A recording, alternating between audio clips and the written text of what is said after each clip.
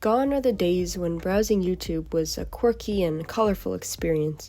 In recent years, the platform has basically just turned into a visual search engine. Actually, according to many different sources, YouTube actually is the world's second most used search engine behind Google itself. Now, YouTube has a few other use cases as well, and primarily I would say they are, like I said before, as a search engine, how-to videos, tutorials, explanatory content, educational content, video essays, documentaries, children watching YouTube Kids videos, people checking their subscriptions box, usually of creators who they followed for many years, and YouTube Shorts. But discovering new creators, endlessly browsing funny videos, and scrolling the homepage seems to be a thing of the past. YouTube as a pure entertainment platform is just not so much of a thing anymore. Many people that I talk to in the age range of 18 and onward barely even open the YouTube app, only when they need to look something up, and the female demographic often uses it even less. It's not uncommon for some people to not even have the app downloaded. It seems as though TikTok, YouTube Shorts, and Instagram Reels have become the dominant pure entertainment platforms currently, taking the place of what YouTube was in earlier years. So, as a creator, if you have short-form content to post, you have good options. But longer form, YouTube is pretty much the only choice, and the discoverability is usually not great. And actually, I'm not blaming YouTube. Instead of blaming an algorithm, I think the problem lies in the actual user base. There just doesn't seem to be as much of an audience for this type of content anymore. The world has evolved, shifted, and maybe this type of medium to long-form content, like this very video, is just sort of fading out of style, like certain mediums of content do every decade. And while the study of the transformation of YouTube as a platform could be a video all in itself, I see it really as just one symptom of a larger phenomenon, the death of the internet. What happened to all of those colorful forums, chat websites, blogs, cat memes, and crazy videos? Now we just have utility apps, email, shopping, finances.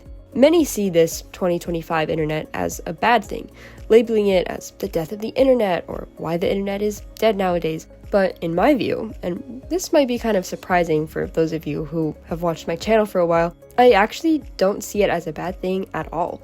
The internet isn't dead. It has simply matured, and we have with it.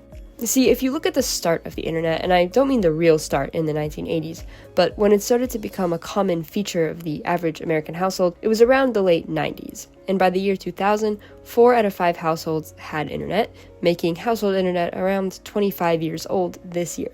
The younger it was, the more novel, the more unstable, the more colorful and random. But if you watch the internet grow up and mature, you see it change into something more stable, professional, more boring, if you will. But the web certainly didn't die. It turned 25 this year, and it simply grew up.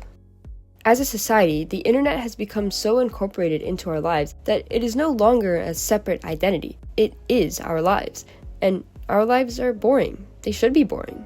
So we work, we communicate, we shop, we research, we bank, we want straightforward and clean interfaces. The internet is so mainstream that it's not even really so enticing anymore. Even YouTube, what was once a wacky, colorful platform, has been overtaken by this sensible practicality as it becomes simply a search engine. Not because of a faulty algorithm or bad content discoverability, but because that's what the people want.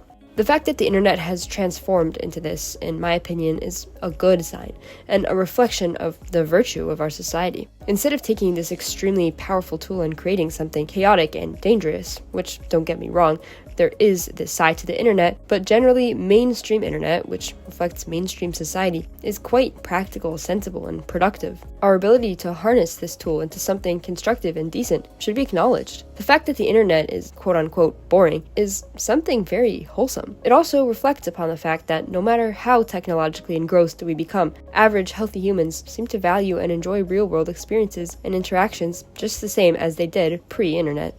As home internet turns 25 this year, it has left behind some of the chaos of its wacky childhood years and has developed into something that seems, for lack of better words, more grown up. So enjoy consuming this boring educational content, and thanks for watching.